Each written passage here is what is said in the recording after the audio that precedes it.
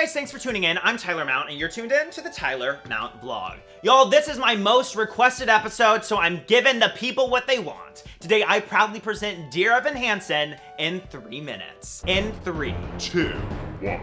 The show begins and we meet Evan Hansen, a socially awkward teen with a broken arm, so kind of like me, except for I don't have a broken arm. His mother, Heidi, aka Rachel Bay Jones, is like, you should totally have your friends sign your cast. You're so silly for falling out of that tree. Across town, the Bill Gates of Broadway, aka the Murphys, are having breakfast, and Zoe's all like, oh my god, I hate Connor. And Connor's like, oh my god, I'm so high. And the mother's like, I ain't got no time for this. At school, we meet Alana, who is a sassy queen and knows it. Evan also runs into the Glinda to his Fiero Zoe, and is more nervous than the time I met Lin-Manuel Miranda, and is all like, waving through a window. Back in the computer lab, Evan is writing his love letters to himself when Connor Murphy finds it and thinks it's a joke because it mentions his sister Zoe, and he totally flips out worse than the time I got my Hamilton ticket stolen. A few days later, Evan finds out that Connor committed suicide and his parents found his letter, which now makes it seem like Evan and Connor were best friends. Now, although suicide is never a laughing matter, in this fictitious story, we're secretly glad that Connor kills himself, or we would have never been able to hear You Will Be Found. But more on that to come later. Evan is now in a pickle, bigger than Patti LuPone's vibrato, and confides in his family friend Jared, who convinces him to go to the Murphys' house for dinner and just agree to whatever they say. So he was like,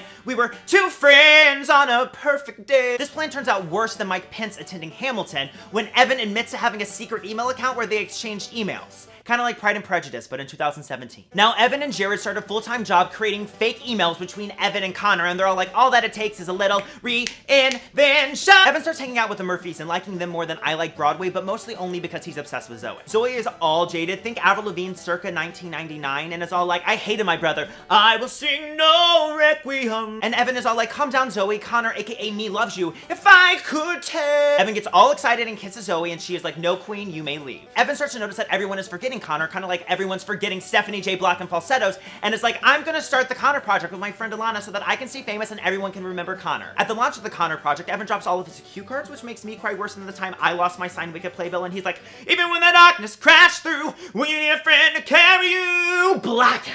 Welcome back to Act 2. Joke's on us because Evan raised $50,000 and is totally going steady with Zoe. Evan is basically now a member of the Brady Bunch and living a happy family with the Murphys. Evan likes sports just as much as I do and acts totally interested when Larry Murphy's like, this is how you break in a glove. Zoe's like, quit talking about my brother, let's just focus on us and only us. And I realized I just found the perfect musical theater wedding song. The Murphys invite Evan's mom over to dinner to gossip. The only issue was Evan has no clue, just like his mom has no clue that he's been lying to her for 6 months. As you can imagine, this is totes awkward, but only gets more awkward whenever the Murphys are like, do you want $1 million so that Evan can go to college? Evan's mom is like, we ain't got no time for your money. We rich as hell, and is so mad at Evan and is all like, so you got what you always wanted. Eventually, the musical comes to a climax when Evan admits that he was lying about knowing Connor the entire time and is like, words fail. And everyone in the audience are like, where the tissues? As you can imagine, Evan's world comes crashing down around him, but his mom is like, you was kind, you was smart, you was impotent. A billion years later, Evan is still living at home, but has a baller job at Pottery Barn, and meets Zoe at the orchard he helped fund for the first time since they saw each other last. She's all like, it's okay, boo, and he's like, thanks, boo, and they're all like,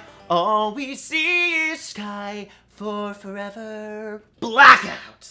Woo! Y'all, nothing gets me more excited than Dear Evan Hansen in the morning. Guys, if you have not already, you must run and buy tickets to this show because it is a theatrical experience you cannot afford to miss.